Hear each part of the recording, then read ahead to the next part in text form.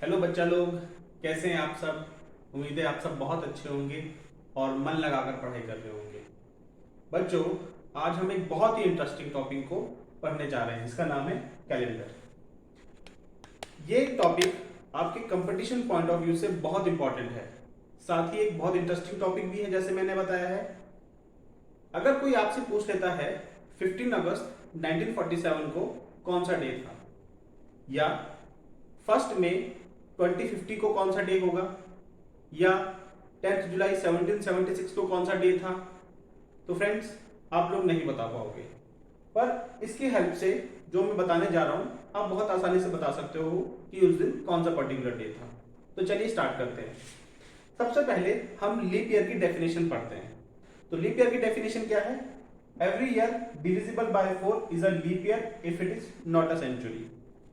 Every fourth century is a leap year and no other century is a leap year.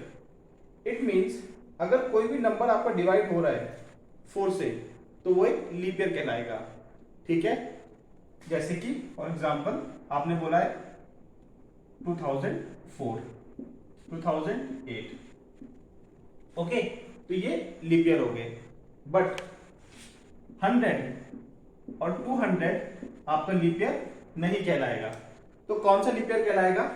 Every fourth century. Every fourth century का मतलब है 400 कहलाएगा, 800 कहलाएगा। ठीक है, मतलब 400 के मल्टीपल्स ये आपके लीप ईयर में काउंट होंगे, पर 100, 200, 300 ये आपके लीप ईयर में काउंट नहीं होंगे।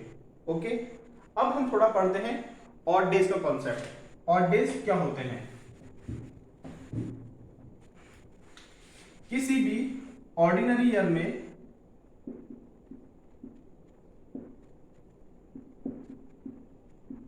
365 डेज होते हैं। ओके, अब अगर आप इसे 7 से डिवाइड करेंगे तो देखिए क्या निकलता है।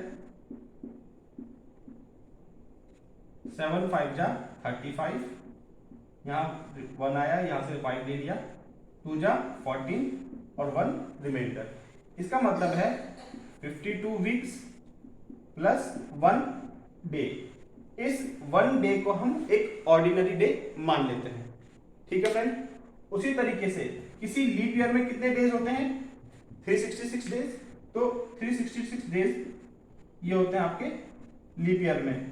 तो इसमें कितने ऑड डेज होंगे, मतलब कितने डेज होंगे? तो 52 वीक्स प्लस 2 ऑड डेज, मतलब कहने का मतलब है 2 दिन और एक्स्ट्रा होंगे। ठीक है, अब अगर मैं कहता हूं कि 100 ईयर्स में हमारे कितने ऑड डेज आते हैं, तो बताइए। तो मैंने बताया था कि ये हमारा लीप ईयर नहीं होगा, तो अगर आप इसे 4 से डिवाइड करेंगे तो कितने लीप ईयर आएंगे? तो आपके 24 लीप ईयर आएंगे, प्लस कितने आपके ऑर्डिनरी ईयर्स आ गए? 76 ऑर्डिनरी ईयर्स। ठीक है, अब मुझे ये बताना है कि मेरे 100 ईयर्स में कितने ऑड डेज होते हैं। तो मैंने अभी आपको बताया था कि हमारे लीप ईयर में कितने ऑड डेज आ रहे थे? 2। तो 24 इंटू 2 प्लस ऑर्डिनरी डेज में कितने, ऑर्डिनरी ईयर्स में कितने डेज थे मेरे ऑड डेज? तो 1, तो 76 इंटू 1। अब आप इनको जोड़ लीजिए, तो 24 इंटू 2 48, 48 प्लस 76। तो जब आप इसको जोड़ लोगे 4 11 124, तो ये 124 डेज आ गए। अब आप इसको वीक्स में कन्वर्ट करिए। तो जब आप इसको वीक्स में कन्वर्ट करोगे तो आपको क्या मिलेगा? तो वीक्स में कन्वर्ट करने पर आपको मिलेगा 7 1 7, और ये आपका 5 4 7 49 5। तो जब मैं इसको कन्वर्ट करता हूं तो मुझे 17 वीक्स प्लस 5 ऑड डेज मिलते हैं। तो कहने का मतलब है मुझे 100 साल में 5 ऑड डेज मिल रहे हैं। उसी तरीके से मुझे जो 200 ईयर्स में कितने मिलेंगे? 3 ऑड डेज मिलेंगे। आप ऐसे ही निकाल सकते हो। और 300 ईयर्स में मुझे कितने ऑड डेज मिलेंगे? 1 ऑड डे मिलेंगे। तो अगर मैं इसको लिख सकता हूं तो मैं इसको ऐसे लिख लूंगा, क्योंकि जो इसमें सारा गेम आपको नंबर ऑफ ऑड डेज का ही है। ऑड डेज क्या? जो संडे मंडे हम बात कर रहे हैं। तो 100 ईयर्स में कितने ऑड डेज निकाल दिए हमने? 5 ऑड डेज। ठीक है, उसी तरीके से 200 ईयर्स में कितने ऑड डेज होंगे आप इसी तरीके से निकाल सकते हैं, 3 ऑड डेज होंगे। करेक्ट। उसी तरीके से 300 ईयर्स में कितने ऑड डेज होंगे? 1। और 400 ईयर्स में कितने ऑड डेज होंगे? तो 400 ईयर आपका क्या है? सेंचुरी है, तो नंबर ऑफ ऑड डेज कितने होंगे उसमें? 0। ठीक है फ्रेंड्स, अब हमने क्या करा है, हमने एक रूल बनाया है। हमने कहा अगर मेरा डिवाइड होने के बाद 7 से डिवाइड होने के बाद नंबर ऑफ ऑड डेज मेरे 0 आ रहे हैं, तो हमने क्या बोल दिया कि वो संडे हो गया। उसी तरीके से अगर डिवाइड होने के बाद मेरा रिमाइंडर 1 आ रहा है या नंबर ऑफ ऑड डेज 1 आ रहे हैं, तो वो दिन कौन सा हो गया? मंडे। ठीक है, 2 के लिए हमने क्या बना दिया? ट्यूसडे। 3 के लिए वेडनेसडे, और 4 के लिए ऐसे करके हमने 6 के लिए सैटरडे बना दिया। ठीक है, अब हम एक क्वेश्चन करते हैं और उस क्वेश्चन की हेल्प से आपको बहुत आसानी से समझ में आ जाएगा।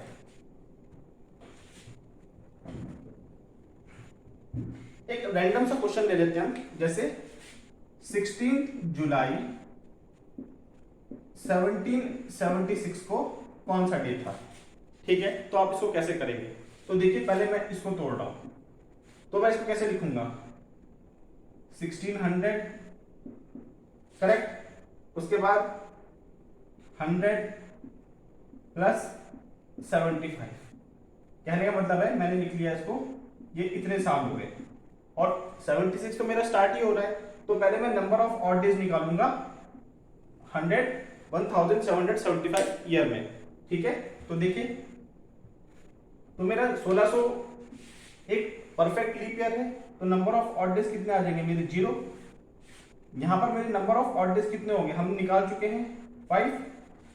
अब मुझे बताइए 75 में कितने नंबर ऑफ ऑड डेज होंगे? तो इसको निकालते हैं। तो उसको पहले तो डिवाइड कीजिए 4 से। तो जब आप 75 को डिवाइड करोगे 4 से, तो 4, 35, 18, तो इस 75 ईयर्स में 18 आपके लीप ईयर्स हो गए। 18 लीप ईयर्स हो गए, तो उसका मतलब नंबर ऑफ ऑड डेज कितने हो गए? 36। करेक्ट। अब इस 18 को सब्ट्रैक्ट कीजिए 75 से, तो आपके क्या निकल जाएंगे? Ordinary years. और ऑर्डिनरी ईयर्स में हमें क्या बताना है? Odd days. ठीक है, तो जब आप इसको माइनस करोगे कितना बच गया आपका? तो देखिए 7, 57, तो ये आपके आ गए 57। और हमें पता है कि एक साल में कितने एक ऑर्डिनरी में कितने नंबर ऑफ ऑड डेज होते हैं? 1। तो 36 प्लस 57, इन दोनों को ऐड कीजिए। 6 प्लस 7 3, 3 प्लस 5 8, और 8 9। अब इस 93 ऑड डेज में मुझे ऑड डेज निकालने हैं। कहने का मतलब मैं इसको डिवाइड करूंगा 7 से, और जो रिमाइंडर मेरा बचेगा वो मेरा ऑड डेज आ जाएगा। तो करिए इसको। तो 13 7 91, इसका मतलब है नंबर ऑफ ऑड डेज कितने बच गए आपके? 2। ठीक है, तो 5 ऑड डेज यहां से आए और 2 ऑड डेज यहां से आए। ठीक है, तो 5 और प्लस 2 7, और 7 को फिर आप 7 से डिवाइड करते हो, तो नंबर ऑफ ऑड डेज कितने आ गए? ये हो गए 0। तो मतलब कहने का मतलब है 1775 तक, यहां तक मेरे नंबर ऑफ ऑड डेज कितने हैं? 0। अब मैं निकालूंगा 1776 में।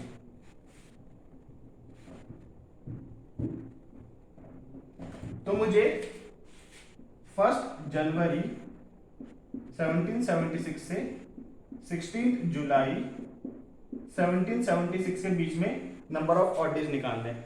करेक्ट, तो चलिए निकालते हैं। तो जनवरी में कितने दिन होते हैं हमारे? 31।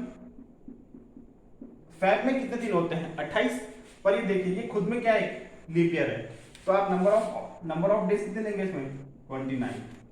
मार्च में 31, अप्रैल में 30, मई में 31, जून में 30, और जुलाई में कितने लेने हमें? 60। अब इन सबको ऐड कीजिए। जब आप इन सबको ऐड करोगे तो सारे के सारे डेज कितने आ जाएंगे? 198। करेक्ट। अब इस 198 को डिवाइड कीजिए 7 से। 7 2 जा 14, रिमाइंडर कितना आ गया आपका? 5 और यहाँ से आपने 8 उतार लेना है, 7 8 जा 56 और ये 2 बच गया आपका। तो मैंने भी बताया जितना 2 हमारा रिमाइंडर बच रहा है वो हमारा क्या है, नंबर ऑफ ऑड डेज। तो नंबर ऑफ ऑड डेज हमारे 2 आ गए। 2 आ गए तो मतलब हमने क्या बोला था, संडे किसके लिए, 0 के लिए, मंडे किसके लिए, 1 के लिए, ट्यूसडे किसके लिए, 2 के लिए। तो इसका मतलब है कि हमारा उस दिन कौन सा दिन पड़ रहा था, ट्यूसडे। तो 16 जुलाई 1776 को हमारा जो डे पड़ रहा था वो ट्यूसडे पड़ रहा था। तो देखिए कितना आसान तरीका है। इसी तरीके से आप इसके अलग अलग क्वेश्चन बना सकते हैं। ठीक है, तो आगे ट्राई कीजिए और अगर कोई प्रॉब्लम होती है तो आप कमेंट सेक्शन में मेंशन कर सकते हैं। ठीक है, इसका नेक्स्ट पार्ट में हम इसका दूसरा पार्ट करेंगे। तो थैंक यू फ्रेंड्स।